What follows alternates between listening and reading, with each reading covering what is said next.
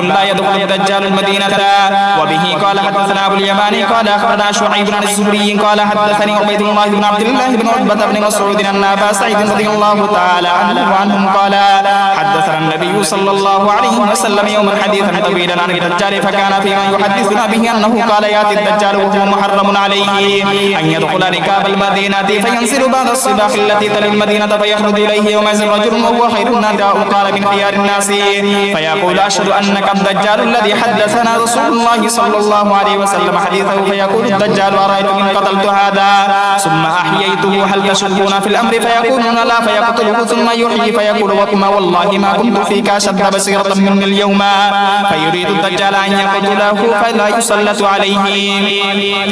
وبه قال حدثنا عبد الله بن مسلمة عن مالك عن نعيم بن عبد الله المجمل عن أبي هريرة رضي الله تعالى عنه قال قال رسول الله صلى الله عليه وسلم على أنقاب المدينة ملائكة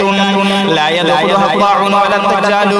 وبه قال حدثنا يحيى بن موسى قال حدثنا يزيد بن هارون قال أخبرنا شعبة عن قتادة أنس رضي الله تعالى عنه وعنهم عن النبي صلى الله عليه وسلم قال المدينة يأتيها الدجال فيجد الملائكة يحرسونها فلا يقربها الدجال ولا الطاعون إن شاء الله باب ياجوج وماجوج وبه قال حدثنا أبو اليماني قال أخبرنا شعيب بن الزهري قال وحدثنا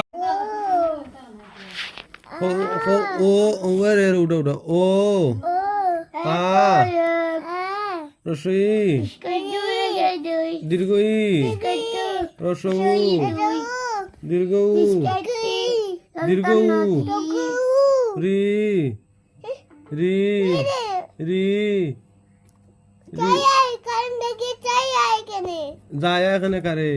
current আমরা জিজ্ঞা করবো না এখানে যায় রে আপনি বুঝছো নি তুমি বড় দেন বড় ওয়া বড় দেন কিতা খাইছ কিতা ইচ্ছে বাপ ধরিস না না বাপ ধরি না বলে পইলে ঘুমাইলি কিলা ঘুমাই দেখি আমার দেখা তখন কিলা ঘুমাই পইলে ঘুমাইছে না তুমি বাপ ধরছো দেখে মিদা না ফরাইয়া মিদা হ্যাঁ মিদা ফরাইয়া বেদ না করে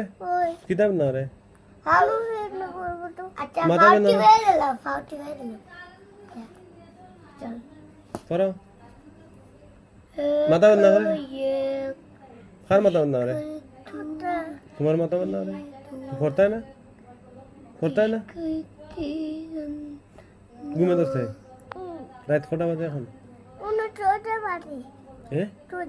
6টা বাজে তো 6টার সময় তোমার ঘুমে ধরছে ভাত খাইছ